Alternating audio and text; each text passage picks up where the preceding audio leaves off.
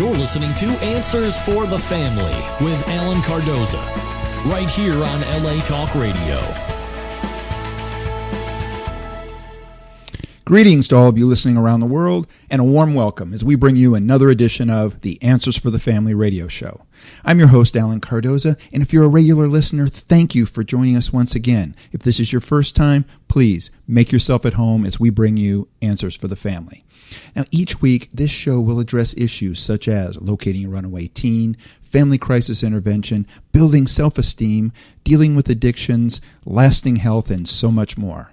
Now, having over 30 years' experience working with families in crisis, I've been fortunate to meet and work with some of the top professionals in many of the helping fields and skilled authors who are working to make this world a better place for all of us.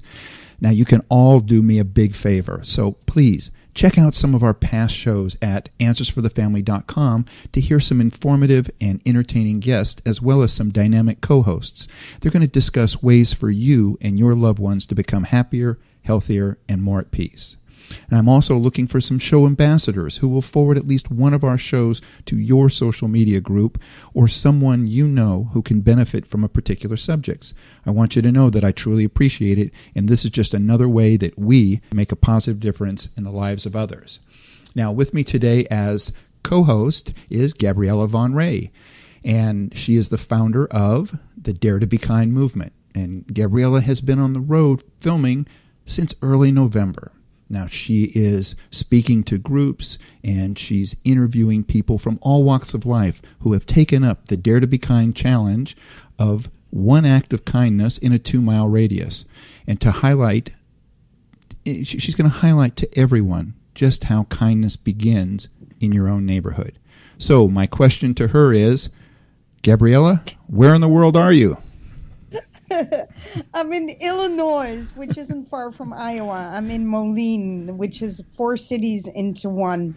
And always on the road, just like you said. And I wanted to say, just before I say what the Dare to Be Kind movement is, that I'm so appreciative to you, Alan, for having me as a co-host from time to time and being such a big fan of the Dare to Be Kind movement. It's very, very kind of you. Well, thank you. It is truly my pleasure. And when I started this show, part of it was to be able to get the word out to people in different ways in which they can help themselves, with the ways in which they can help their family. And what you're doing is exactly what it is that I want to get out. It's one of the ways in which you can make a difference. Everybody out there can make a difference. And at a time in which there's so much diversity and negativity that's being thrust upon us from so many different ways, I want to give as much attention as possible to the things that you're doing and people like yourself that are out there doing positive things, that are trying to make a difference in this world in a very positive way. So thank you for that. I appreciate what you're saying to me, and I'm glad that I can be here behind the mic and doing this. But you've dedicated your life. I mean, you're taking 2 years out of your life to go out there and to spread this word. So any way that I can help, I'm pleased to do so. Well, I think it is awesome for me to be on with the guest of today because she cares for children that have been abused and abandoned.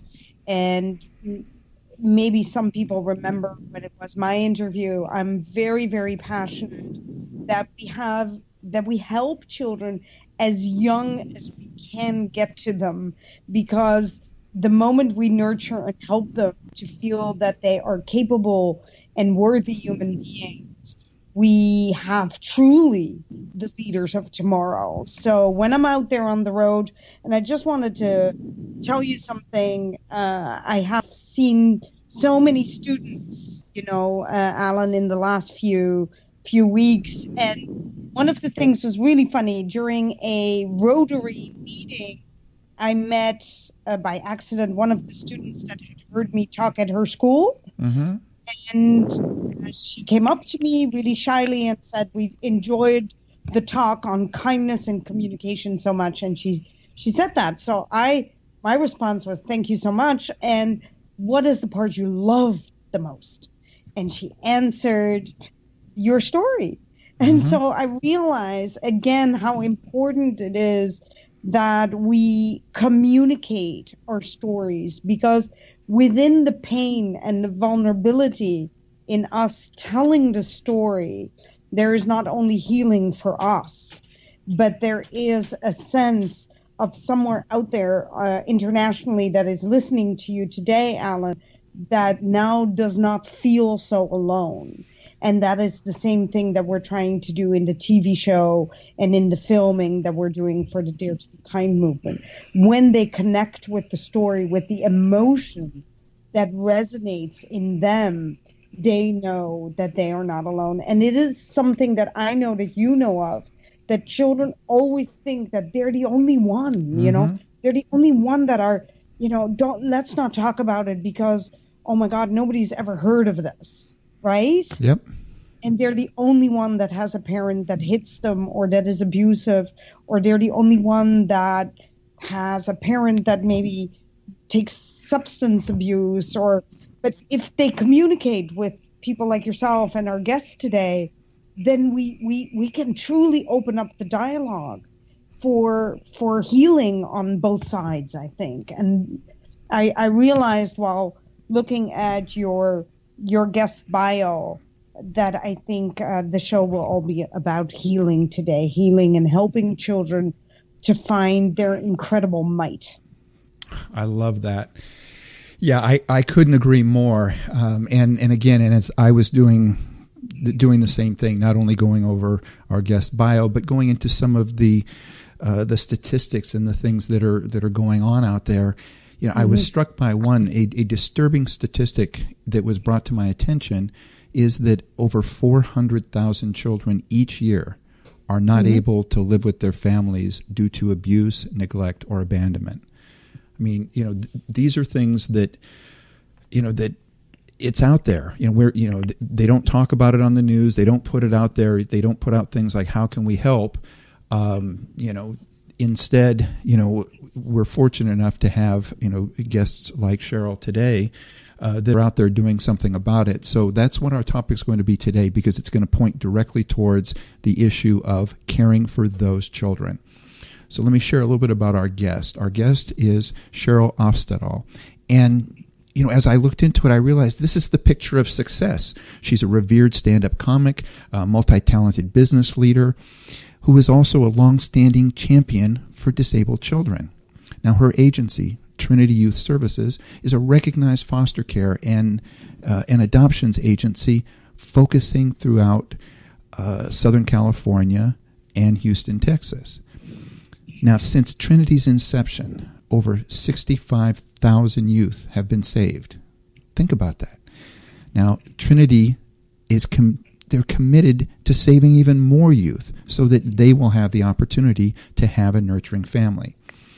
Now, as I learned more about Cher, I learned that for her, having a supportive, chosen family was ultimately what she believes saved her own life. Well, I got to tell you, to me, Cher is an inspiration to our community, and I'm glad that she could be with us to share her story, Trinity's story, and discuss how adoption changes lives and how people can become foster or adoptive parents. So, Cher, welcome to Answers for the Family. Thank you so much, Alan and Gabriella. It's really great to be with you today. Well, as Gabriella said, you know, having her on with this, I thought was just such a perfect combination because, like yourself, you know, she has gone through you know, some of these things and has realized the value of it. So, Cher, I think if we could start with, and I realize that with all your outward success, I think that also helps, because for somebody out there, as Gabriella mentioned before, that idea of I'm not alone is huge, but I think it's also the fact that here is somebody who may have gone through some of the same things and has succeeded. So if you're comfortable with it, can you share your journey that eventually brought you to that place of self-love and empowerment?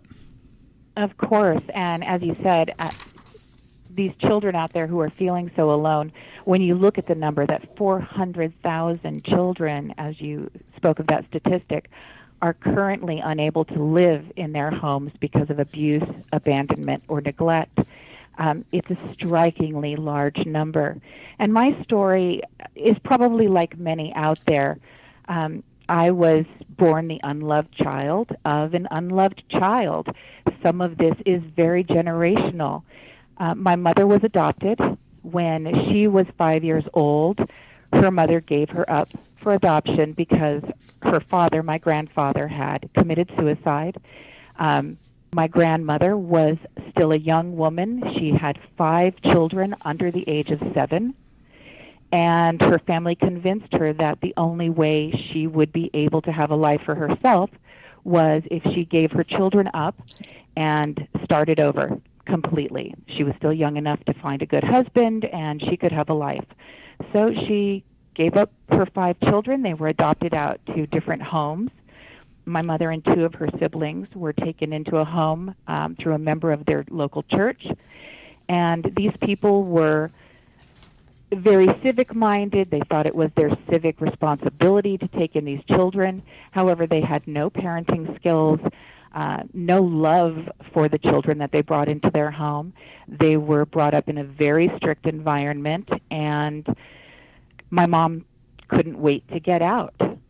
She married young, as soon as she could, a boy that she had dated a few times in high school. They got married, they had 2 children very quickly, and were divorced by the time I was 4 years old. My mother, at that point in time, took a job at a local bar, dancing, and she started drinking. She was self-medicating for the fact that she felt overwhelmed having these children, no support system in her life, no love in her life, and she took it out on her children. We were beaten regularly. She was negligent in the fact that she would work all night, not come home until 3 or 4 o'clock in the morning. She would then go to sleep. My brother and I, as young as 5 and 6, were getting ourselves up and ready for school. We would walk 1.5 miles to school. Many times I went without shoes on my feet. I went without combing my hair. And it was through the kindness and love of teachers first where I began to develop some sort of sense of self. I remember a teacher very clearly, Mrs. Barlow, who in 1st grade bought a pair of shoes to keep under my desk for me because she knew I would walk to school barefoot most days. She would get to school early so she could take me into the bathroom and comb my hair and wash my face. This act of kindness made me feel like I was loved and that I was not an outcast amongst my peers. As time went on, she turned me over each year to the next teacher in the next grade and made sure to tell them what my home story was, and these teachers all looked out for me. So I was able to build a community through school. I was so involved in my education. When I went to high school eventually, my mother had remarried, and she had married a man who sexually abused me. So I stayed at school as late as I could every single day. I got involved in clubs and in theater and in anything that would keep me away from my household. And eventually my theater teacher found out what was going on in my life, and he assisted me in legally emancipating myself from my family, and he and his wife became my legal guardians until I graduated from high school. Mm-hmm.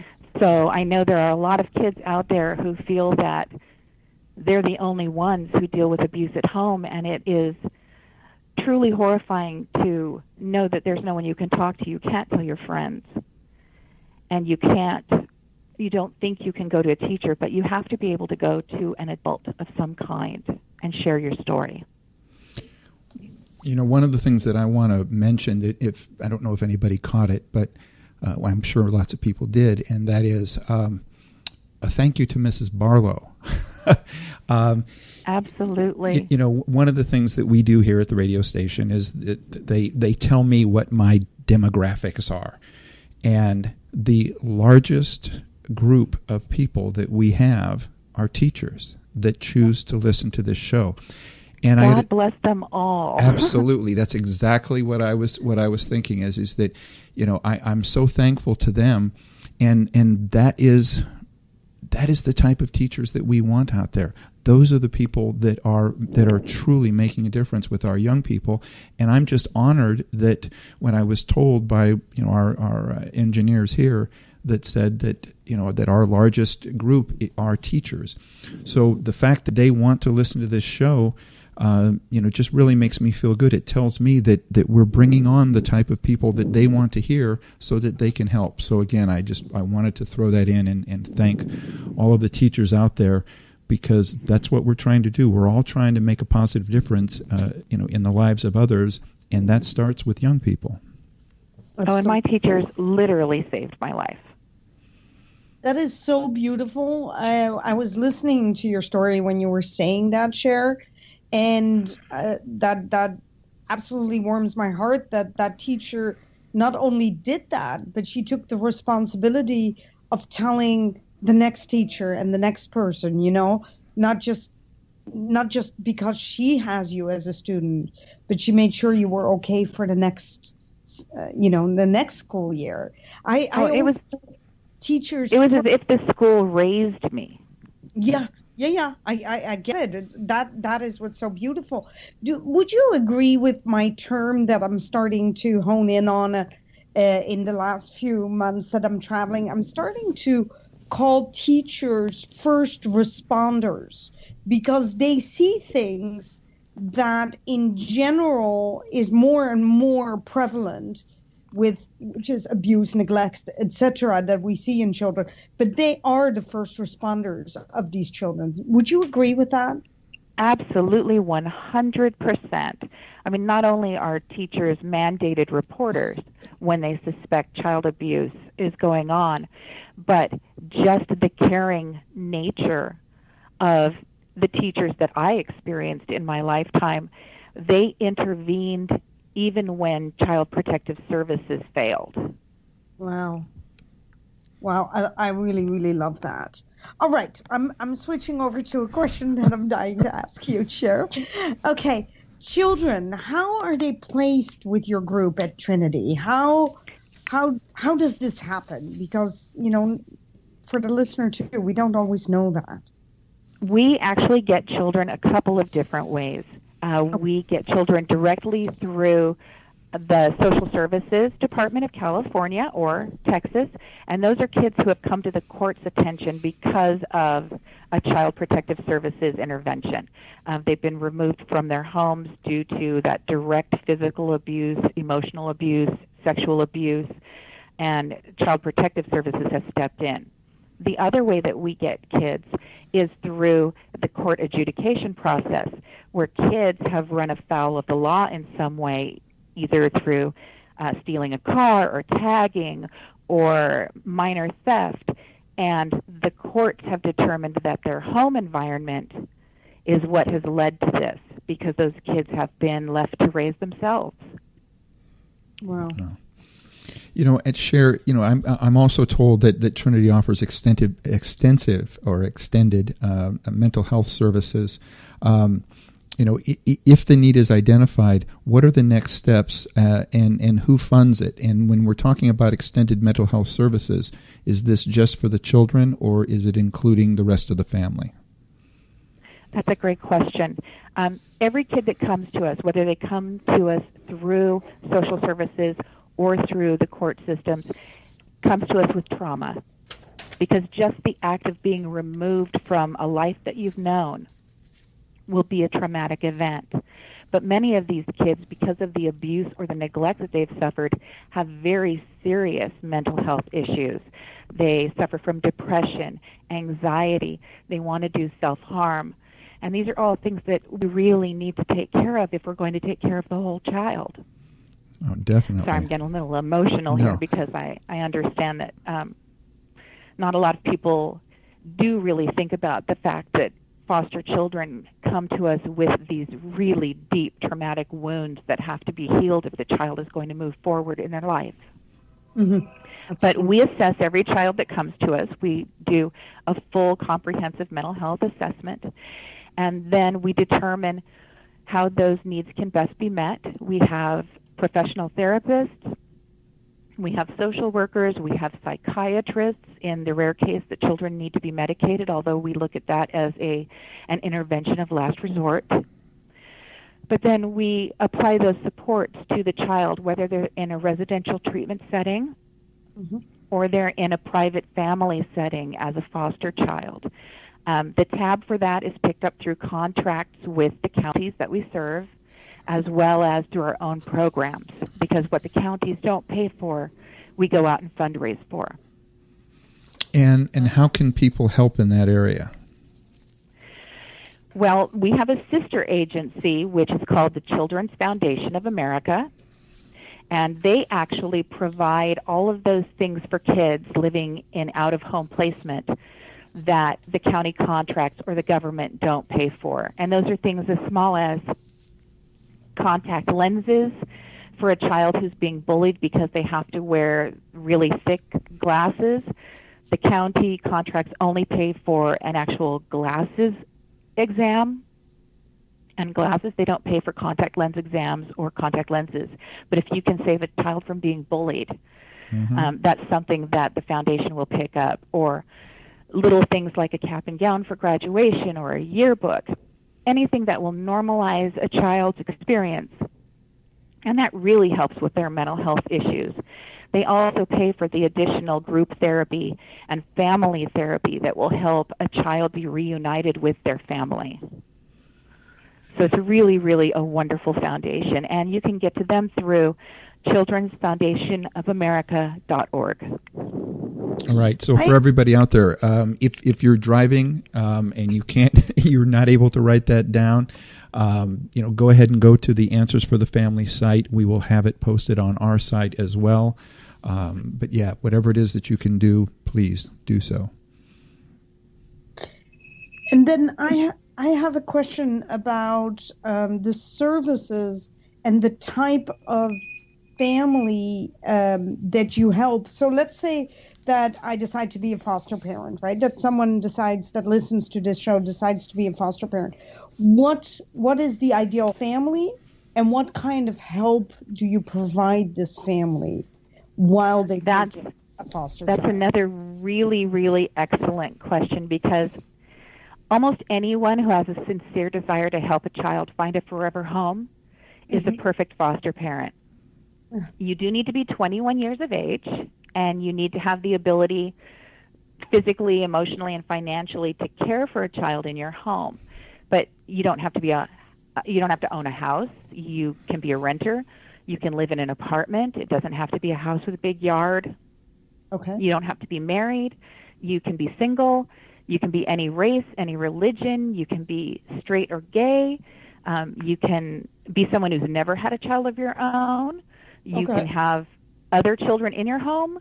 You can be an empty nester. You could be a grandparent age and still be a perfect foster parent. As long as you have love in your heart and you can pass required background and home safety inspection checks, we'd encourage anyone to at least come to a foster parent orientation and learn what it would be to be a foster parent. Wow. I'm really glad with your answer, because I had in my head like this typical family, a dad and a mom. But I know that people that are empty nesters, they sometimes, really have that love and that nurture already within them and would love to continue that. So I'm glad to hear that they're part of that they can be foster parents too. Absolutely.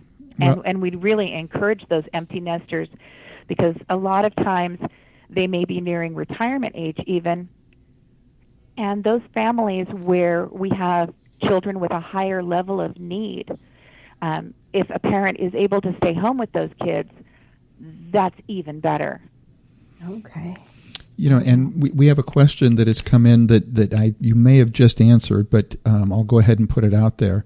But it says, my husband and I can't have children but are considering becoming foster parents. It says, I am wondering how many foster children are ultimately adopted by the foster families and how difficult the process is. We would most certainly love to give a child or two a loving long-term home. And this is from Jenny in New York. Well, that's great, Jenny. Wonderful question. Currently, about 56% of children who are placed in foster care for any length of time are ultimately reunited with their families. However, of that other 44% that are not reunited, over half of those kids ultimately become adopted. So the process, at least with our agency, is very easy. If you go through the process of becoming a foster parent, you've already gone through the process of becoming an adoptive parent. So it's your choice. Okay. If the foster child is a good fit in your home, the process is very easy. It requires about 6 months of having that child in your home to make sure that it is a good, cohesive family. And then the adoption process is complete. We help with all of the finances, so there's not an outrageous cost to it. You do have to pay for having a fire inspection in your home, but if that's something that costs too much, we would even help with those costs. So there's not a lot of out-of-pocket money. It's really just putting in the time with that child to make sure that it's not going to be a situation where the child is abandoned once again. Mm-hmm. Cher, now do you work in conjunction with groups like Safe Families or Olive Crest, where they might have started a process, temporarily, and then your people then take over? How does that work? Yes, well, Olive Crest is an agency just like our own.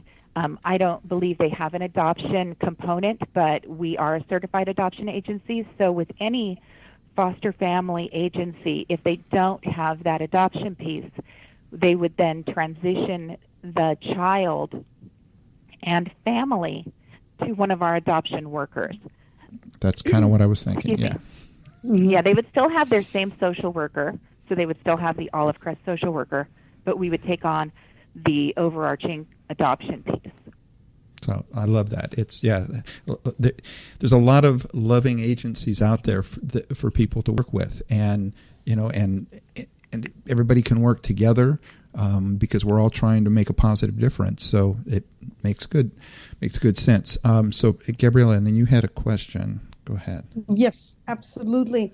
I wonder if you could explain some of the hurdles that the foster parents might face when wanting to become a certified foster parent, and would that be something that we need to put in the limelight there? Because if your answer is actually positive to my question, is that something that would keep other people from fostering a child just because the word kind of goes around that it's really difficult? You know what I mean? There's sometimes this sense when I walk around and I talk about, children and all that, people say, I'd love to take them, but you know what? It's way too difficult, these processes. And I'm not going to say that it's the easiest thing in the world, because there is a lot of training involved. Yeah. So a lot of people find that upfront time commitment very, it does cut into your home life. I mean, before you can take a child into your home, there's 40 hours of training that you need to go through. But that 40 hours can be done over whatever length of time you find convenient. It's not that they all need to be taken within the first month or 2 months. Okay. There is a lot of paperwork involved. You do have to have homeowners insurance and car insurance. And there is a worker that will come to your house and make sure that your home is a safe environment for a child. And a lot of people find the process to be intrusive. But when you consider that we're giving you a child to take into your home, I mean, I know a lot of pet adoption agencies now will come to your house and make sure you have a good, loving household before they'll even give you a pet. The process for having a child is understandably a little more intrusive. But may I say, I just observe here that you just had 40 hours or 48 hours. That's nothing. That's nothing. It is nothing. It's longer to get my driver's license and to sit at the DMV to get one the first time. Come on. Right? So, but that's really the biggest hurdle most people talk about, is that it's just so time intensive before they actually get to have a child in their home. Should we but have that's that for a same reason. process? Should we have that same process, Cher, for biological parents? Oh, I've said that for a long time. Or am I mean, way off mark here? No, I've always thought that is that, you know, just like getting married, it takes 3 days to get a marriage license some places, and that's a long time. And it takes no time at all to actually procreate and create a child. Yep. And yet it takes up to 6 months to foster a child and up to 6 months to actually get a divorce. So those two things, the things that should be easier to do, take the longest, and the things that should be harder to do, making those decisions up front to enter into a marriage or to have children of your own, those should be decisions that take a long time and a lot of training before you commit to that. Because those are two things that should last a lifetime. Absolutely. Yeah. Okay, we're going to take a break. For everybody out there, please stay with us. And if you would like to follow along, you can do that as well. You can go to, it's TrinityYS.org. So that's TRINITY and then YS.org. You can open up, if you're at your desk, you can open up another window. You can follow along. But stay with us. We'll be right back. You're listening to Answers for the Family. Founded over 30 years ago to meet the needs of families in crisis, West Shield has continually focused on resolving issues that negatively impact families and businesses.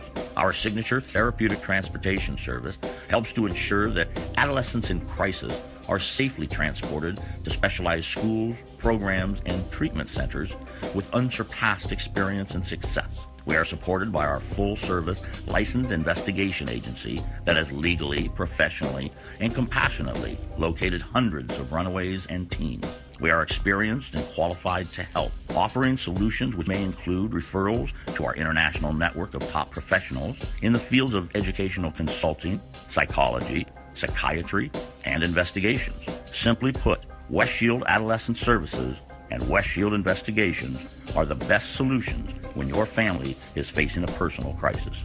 Call 1-800-899-8585, 24 hours a day, 7 days a week.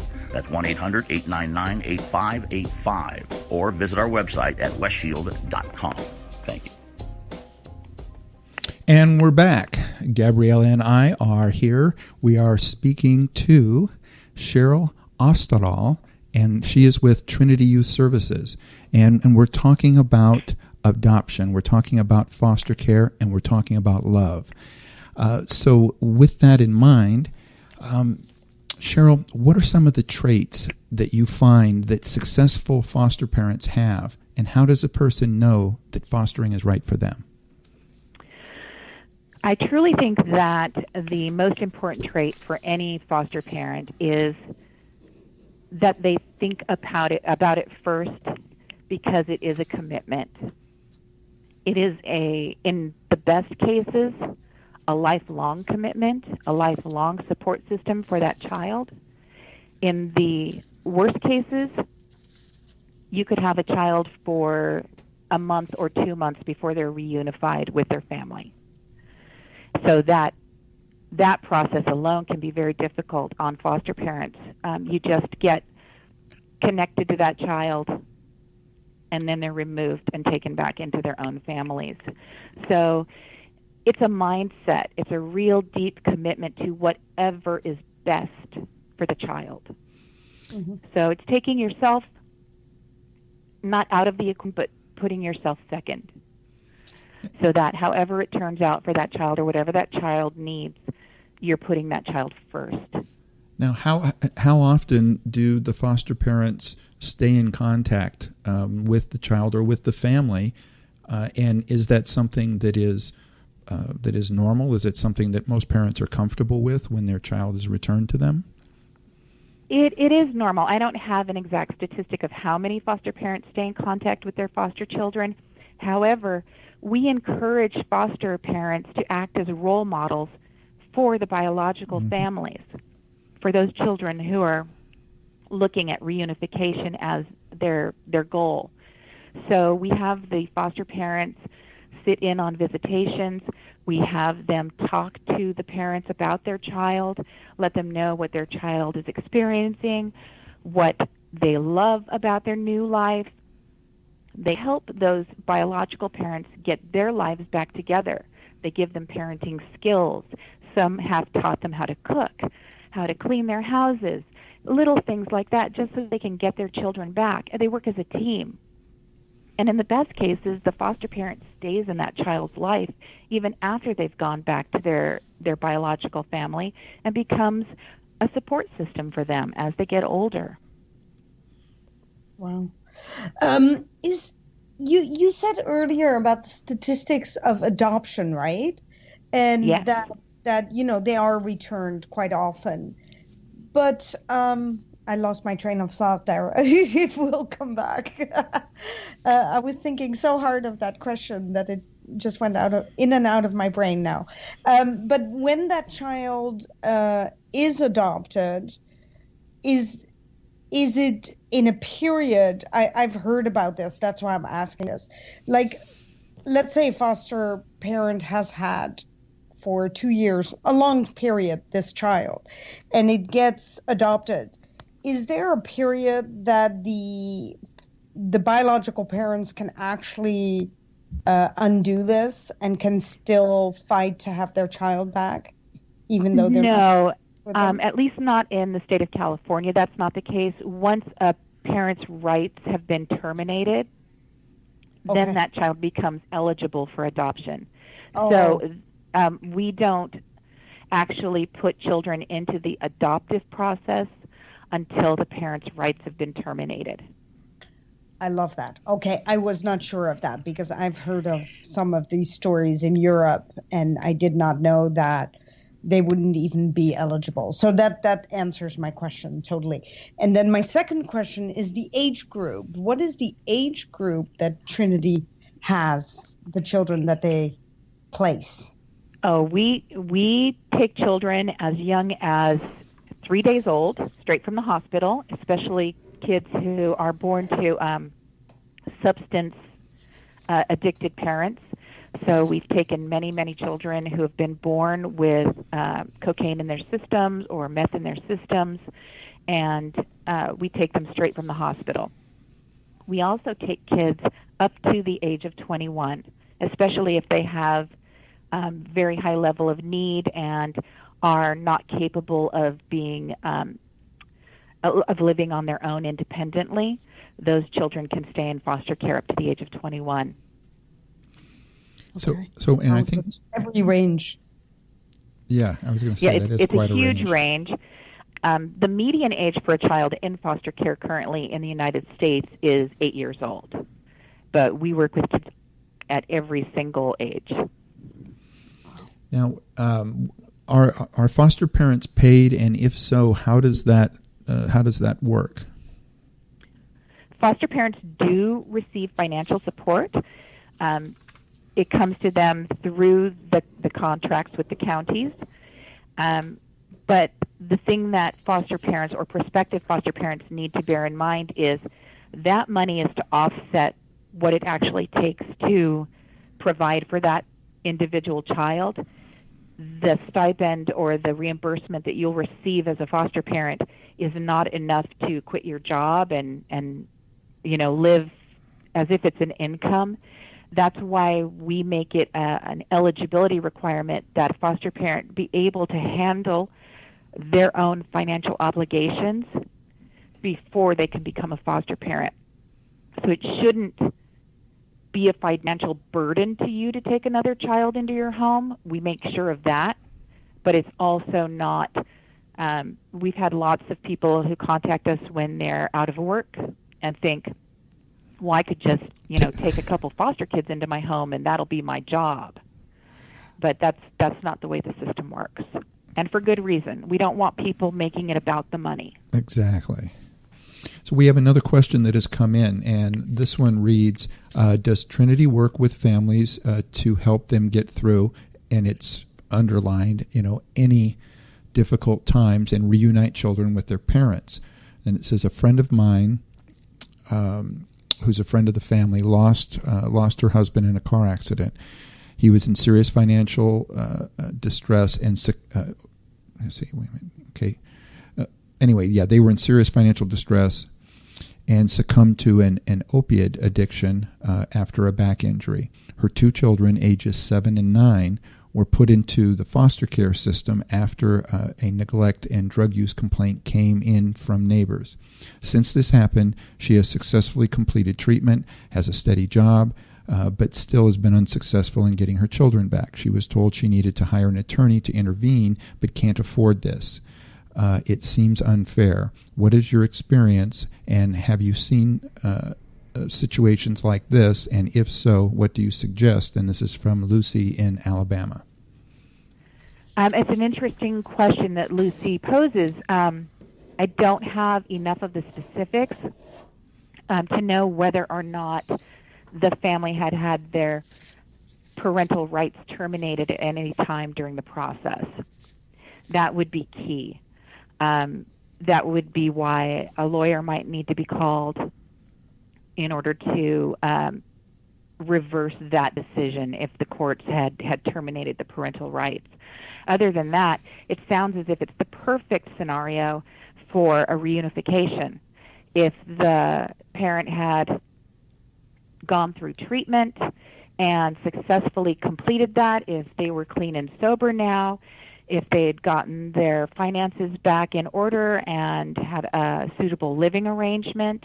Like I said, that doesn't have to be anything fancy, just a home, a roof over their heads. Basically, we definitely support reunification when it's appropriate.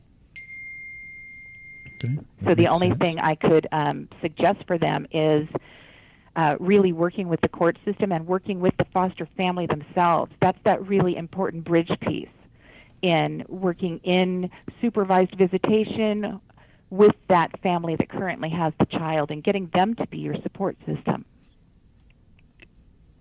Okay. I have a question for you, Cher, and it's more on a personal level, because I kind of feel kinship to you because we've been in some of the same situations. And I always say that, when you take your pain and make it into your greatest strength, you and everyone else that does that are the cause's best ally. And I believe you are definitely Trinity's best ally here and the children's best ally because of your situation. But would you... I know you touched on that part of school, but your young adulthood, what kept you going and what ultimately made you heal and then want to go out and help others? A lot of therapy, in my case, helped me. It was something that I was afraid to do at first, but as an adult, I really embraced that. I knew that I needed help. I had considered suicide twice myself and suffered from major depression. And so I got into therapy and I worked very hard and made it my mission that when I wanted to have my own child, that I would make sure she never went one day of her life without knowing how much she was loved and wanted and chosen. And that really got me through, making that my purpose. And as soon as I had my own child and saw that that could happen, doesn't mean we didn't fight like cats and dogs. She's a spectacular 27-year-old woman now, and we had our moments, but never one day Not one day did I not tell her how much I loved her and want her and chose to have her. And then Beautiful. I made that a larger mission for every child that I could help. It's like I want to make sure that children know, no matter what happens in their lives, no matter how dire or dark their home experience is, there are people out there willing and able to love them and surround them with that love. And that will help them get through their lives. Absolutely.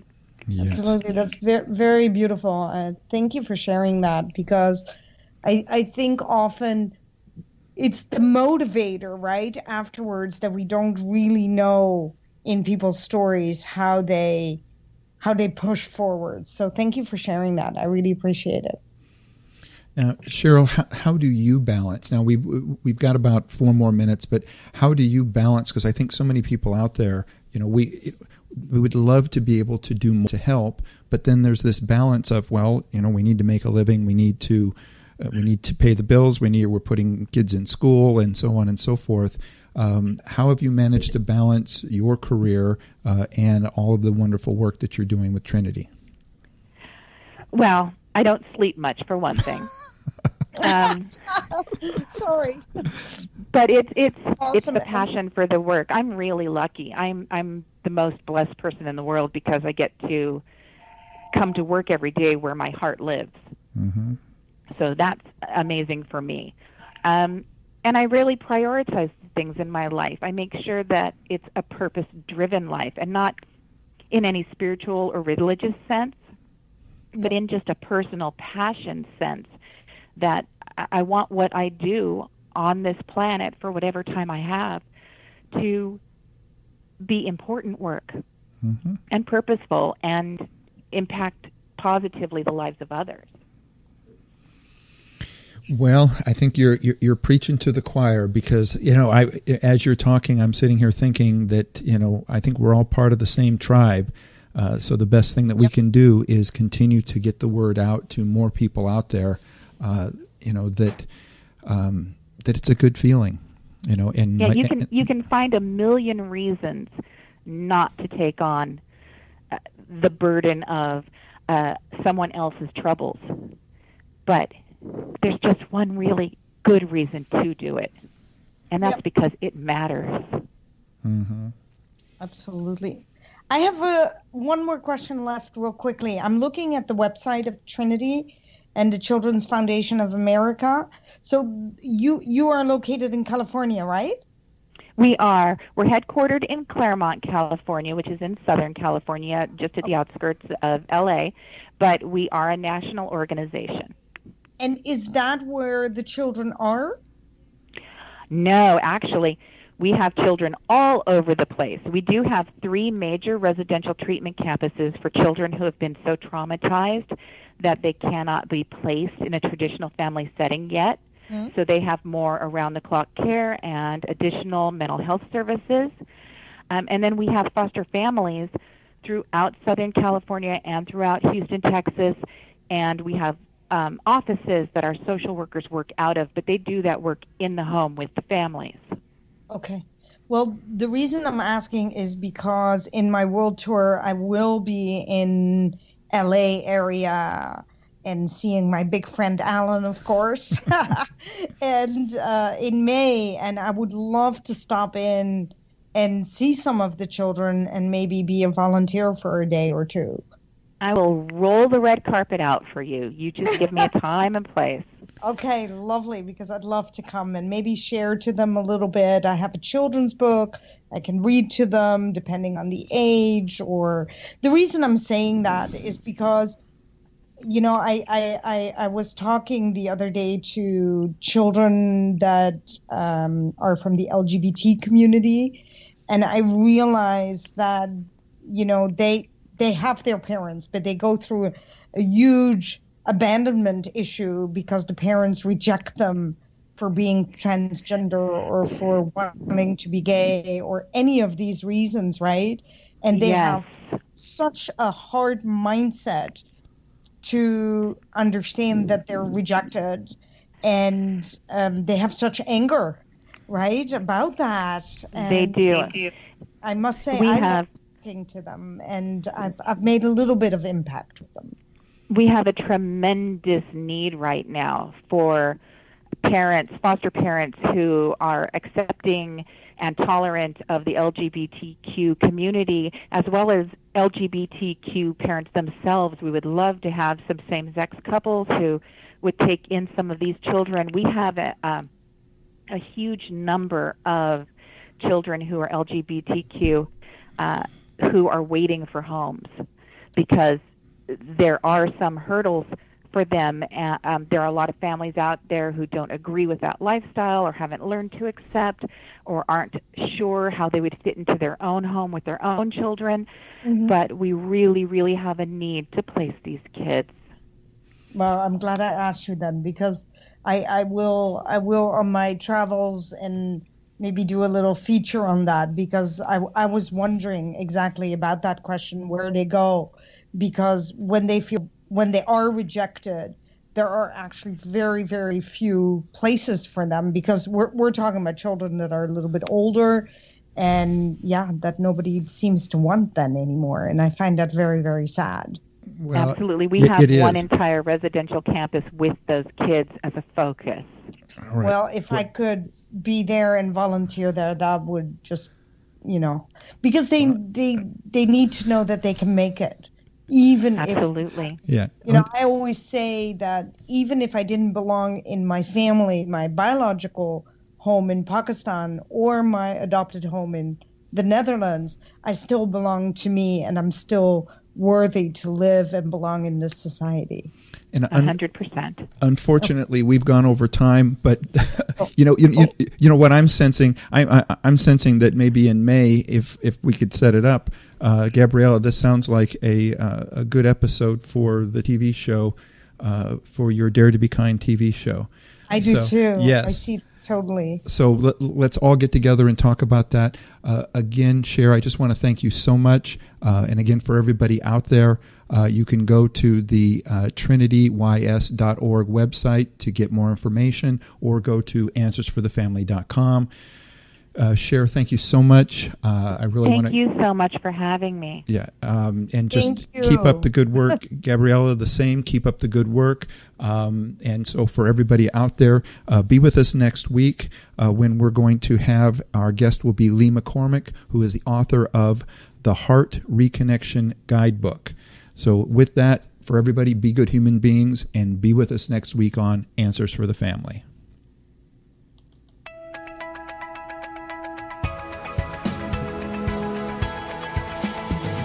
You're listening to Answers for the Family with Alan Cardoza, right here on LA Talk Radio.